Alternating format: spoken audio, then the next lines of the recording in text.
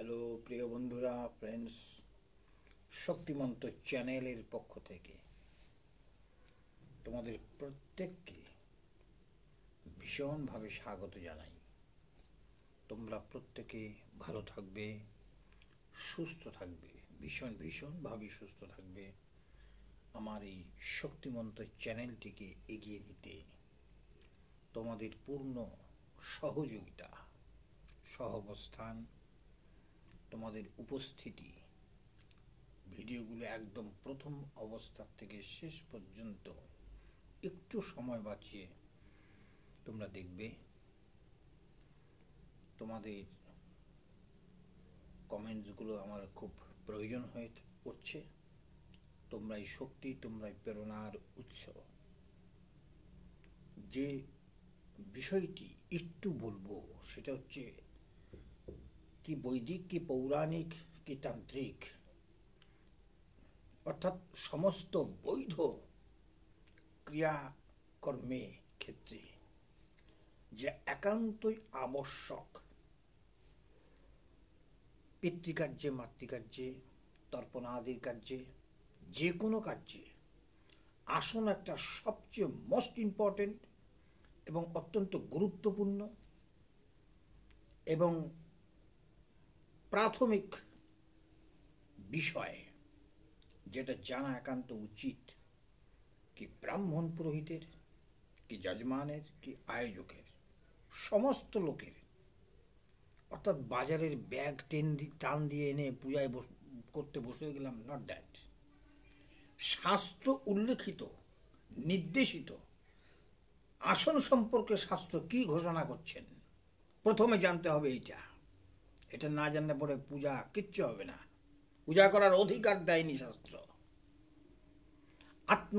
আসন কি? আত্মসিদ্ধি প্রদানাচ্চ সর্বরোগ নিবারণাৎ নবসিদ্ধি প্রদানাচ্চ আসানম পরিকীর্তিতম। কোথায় আছে এই শ্লোকটি? কামধেনুতন্ত্র। একে মান্যতা দিতেই হবে। অর্থাৎ আসন অর্থে, আসনের আসন অর্থে আত্মশুদ্ধি, নিজেকে শুদ্ধিকরণ করা। আমি কার উপরে বসছি, কিসে বসছি, শাস্ত্র সেই বসার আসনটাকে কি বলছে, কোন আসনে বসা উপযোগী, প্রাধান্য পাচ্ছে, সিদ্ধি লাভের ক্ষেত্রে বা মন্ত্র বিশুদ্ধভাবে উচ্চারণের ক্ষেত্রে ওই আসনের সঙ্গে কি কানেকশন হচ্ছে, কানেক্টেড হচ্ছে, এগুলো না জানলে পুজো করার অধিকার শাস্ত্র দেয়নি, ঘোষণা করেছে। বৃহত্তন্ত্র সার, মহানির্বাণতন্ত্র, কামধেনুতন্ত্র এবং যজ্ঞ মীমাংসা সূত্র বলছে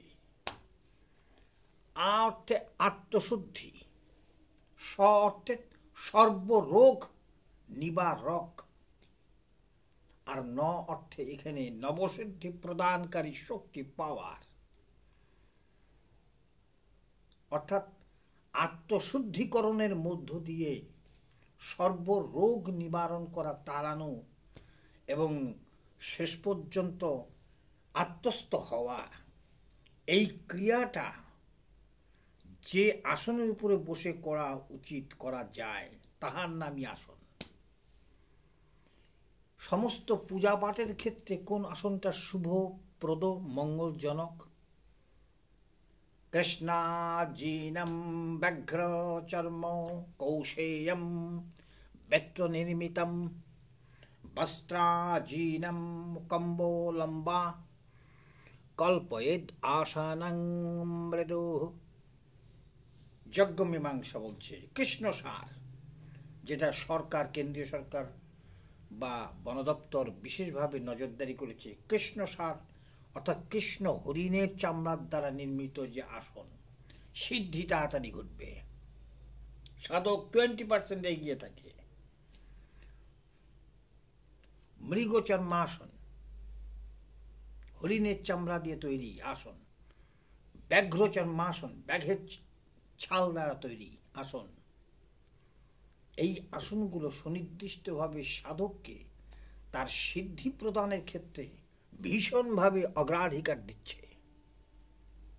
মহানির্বাণতন্ত্র, বৃহত্তন্ত্রসার, কম্বলাসন প্রচণ্ড পরিমাণে অগ্রাধিকার পায়, প্রশস্ত প্রাধান্য পায়। কুশাসন সমস্ত জায়গাতেই চলে। কাষ্ঠাসন, কাষ্ঠাসন হলে আবার নিয়ম আছে, এই যে বসবে তার 24 আঙ্গুল লম্বা হবে এবং 16 আঙ্গুল চওড়া হবে, তা না হলে রিজেক্টেড। রেশমের আসন, তালপাতার আসন, বেতের আসন এবং পট্টা আসন, এই সমস্ত আসনগুলো ছাড়া পূজা বা কোনো বৈধ কর্মে দৈব পক্ষে কোনো কিছুই পূজাতে খাটানো যাবে না। যে পুরোহিত পূজা করবে এই আসনের উপরে বসে তাকে পুজো করতে হবে। যে যজমান পুজো করবে তাকে এগুলোকে মান্যতা প্রাধান্য দিতে হবে। সকলেই ভালো থাকবেন। নমস্কার। আপনারা সঙ্গে থাকবেন। ভিডিওটি ভালো লাগলে পরে যদি কোনো নতুন নতুন তথ্য দিচ্ছি কন্টেন্ট থাকবেন, শেয়ার করবেন, কমেন্টস করবেন, সাবস্ক্রাইব করবেন।